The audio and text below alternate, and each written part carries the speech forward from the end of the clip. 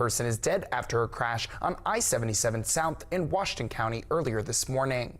According to a press release, the Marietta Patrol Post of the Ohio State Highway Patrol is currently investigating a commercial vehicle crash involving a fatality that occurred Sunday morning at 3:14.